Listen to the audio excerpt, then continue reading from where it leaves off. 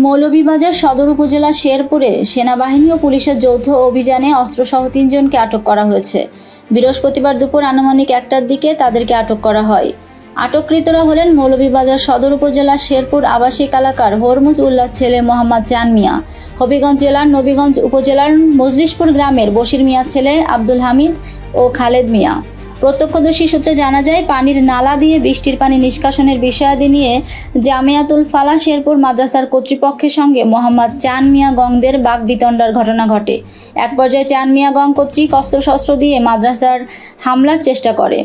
তাৎক্ষণিক খবর পেয়ে পুলিশ ও সেনাবাহিনী ঘটনাস্থলে পৌঁছে অভিযান চালিয়ে মোহাম্মদ চান মিয়া সহ ৩ জনকে আটক করে।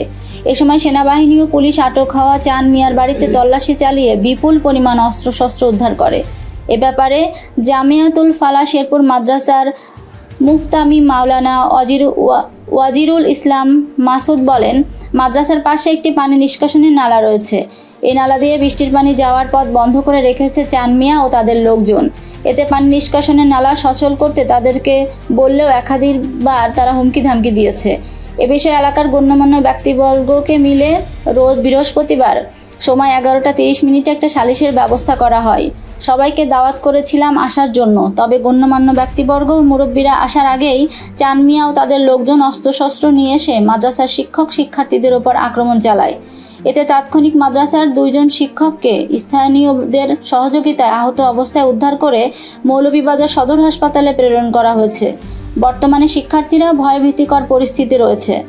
অপরদিকে মোহাম্মদ চান মিয়ার ছেলে মোহাম্মদ শাহ আলম বলেন, জামিয়াতুল ফালাহ মাদ্রাসা কর্তৃপক্ষের সঙ্গে মাদ্রাসার পানি নিষ্কাশনের বিষয়াদি নিয়ে ঝামেলা রয়েছে।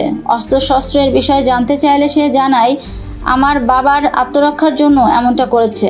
ঘটনার সত্যতা নিশ্চিত করে মৌলভীবাজার সদর মডেল থানার নিয়ন্ত্রণাধীন শেরপুর ফাঁড়ি পুলিশের ইনচার্জ SI শিপু কুমার দাস বলেন, খবর পেয়ে ঘটনাস্থলে পৌঁছে অভিযান চালিয়ে মোহাম্মদ চান সহ 3 জনকে আটক করা হয়েছে। অস্ত্রশস্ত্র উদ্ধার করা হয়েছে। বর্তমান পরিস্থিতি স্বাভাবিক রয়েছে।